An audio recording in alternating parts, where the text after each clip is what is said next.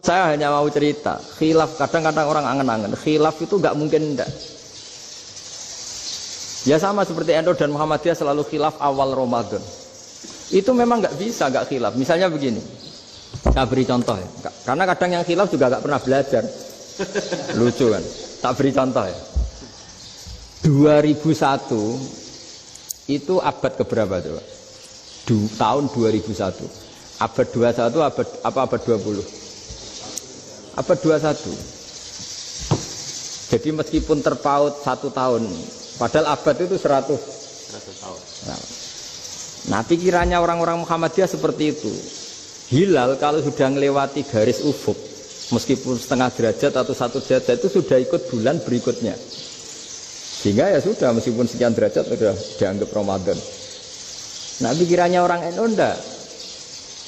Harus ru'yah bil fi'li. Itu sebetulnya lagi-lagi sebenarnya tidak masalah NU dan Muhammadiyah, itu di kitab-kitab ya seperti itu. Kita ini enggak biasa goblok ya. Artinya kita yang keluarga kiai tahunya kunut mazhab Hanafi, tidak kunut mazhab Syafi'i. Tapi tahu-tahu ini mazhab NU, ini mazhab itu aneh itu menurut kita. Kita ini anggap apa? Muhammadiyah jadi mustahid, mana ada NU jadi mustahid. Jadi sebetulnya orang tahu semua lah kalau Abu Hanifah itu tidak kunut, Imam Syafi'i itu kunut. Imam Syafi'i pernah main di masjidnya Abu Hanifah ya tidak kunut, ditanya kenapa tidak kunut? Jenengan itu presiden kunut, tidak sanggup mati Abu Hanifah. Dulu dia biasa aja. Sekarang geger, ya karena tidak punya kegiatan. Sebenarnya itu nggak masalah, mulai dulu biasa. Saya teruskan ya. Nah, menurut mayoritas ulama nunggu ru'yah bil fi'li. Ru'yah bil fi'li itu gini. Mata telanjang bisa melihat karena agama ini menggantungkan perintah itu sama melihat. Kalau kamu tidak melihat itu bagaimana kena hukum?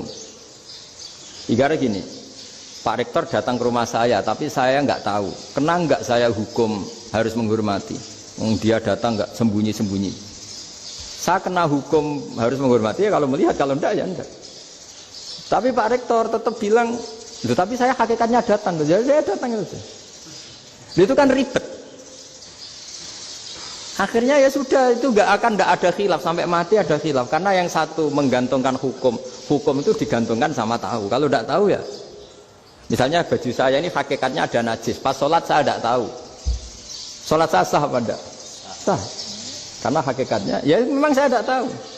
Tapi hakikatnya ada najis apa enggak? Ada.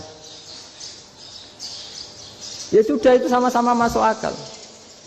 Ada lagi khilaf yang senam otak. Fasyamu salasati ayamin fil haji wa sab'atin idza raja'tum. Singkat cerita ada satu pelanggaran haji yang kata Allah kafarohnya itu puasa 3 hari sama 7 ketika kamu pulang, idza raja'tum, ketika kamu pulang. Dalam mazhab Syafi'i yang namanya pulang itu yang haji sudah sampai rumah. Di mana-mana pulang itu ya sampai rumah. Dalam mazhab Abu Hanifah enggak, ketika orang sudah balik kanan dari Arab Saudi, dari Mekah, ya namanya sudah pulang. Misalnya gini, ini Pak Rektor pamit saya, Pak Haris. Gus, Pak Haris mana? Ya sudah pulang kata saya, padahal sampai pandangan sampai depan. Tapi bagi keluarganya belum pulang. Lah lalu idza raja'tum ketika pulang itu bahasanya siapa? Bahasa istrinya apa bahasa yang ditamoni? Kamu ditamoni orang, terus tamunya mana? Sudah pulang. Tapi tanyakan istrinya, belum pulang. Khilaf-khilaf gini kok jadi geger itu kan goblok banget maksud saya itu. Jadi biasa, gini itu biasa. Jadi ya karena memang ini bukan masalah akidah, ini masalah furu'iyah, masalah fikih. Mau tidak mau harus beda. Misalnya di sholat juga gitu. Wa ayu qu'udin qu'adal musolli sokhat sholatu. Duduk dengan gaya apapun itu sholatnya sah. Sehingga sampean kalau haji atau umroh, orang Arab itu jenenge duduk ngenak awak di kursi.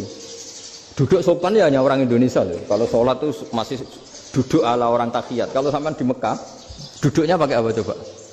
Kursi ya? Oh enak sholat duduk.